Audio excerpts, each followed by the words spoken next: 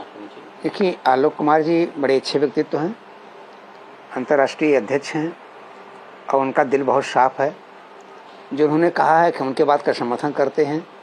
चंपत राय की जांच होनी चाहिए। चोरी हुआ है, ये सत्य है। धन गया है, ये सत्य है।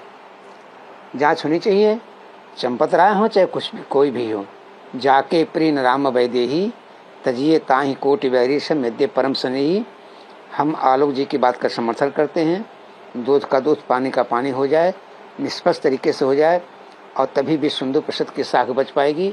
अगर विश्व हिंदू परिषद चंपत राय को बचाने की कोशिश करेंगे तो चंपत राय तो जाएंगे ही, विश्व हिंदू परिषद भी चला जाएगा। निश्चित तौर से जो है आलोक जी ने जो कहा है, उनकी बात का समर्थन करते हैं। महाराज जी, 13 तारीख को सुप्रीम कोर्ट है जो अनियमितताएं पाई गई हैं चंदे चोर को लेकर के, इस पर सुनवाई करेगी। 3 जजों की बेंच सुनवाई। नहीं, वो तो 13 तारीख को सुनवाई करेंगी। एक 20 पेज का एक और रिपोर्ट आ गई ना, SIT की रिपोर्ट आ गई। उसमें SIT ने कहा दिया कि चंपत राय दोषी है।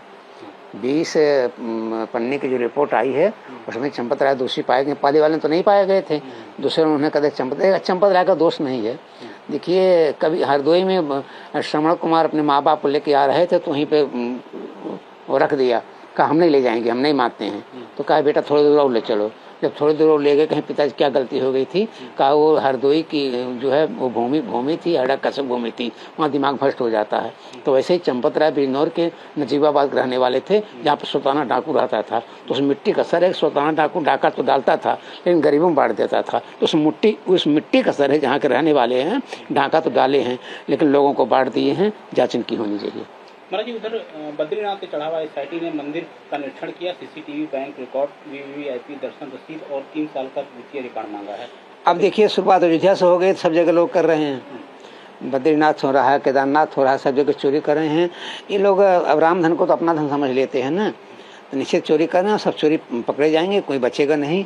और परमात्मा की कृपा इन लोगों पर बनी रहेगी, जेल जाएंगे, भुगतेंगे और निश्चित तौर से कोई बच नहीं सकता है। उधर हनुमानगढ़ी का मामला भी सामने आया। हनुमानगढ़ी में उस वक्त मैं था, 3 की घटना है। नमाज नहीं पढ़ा गया था। लोग वहाँ आए थे, नमाज पढ़ने के इरादे से आए थे।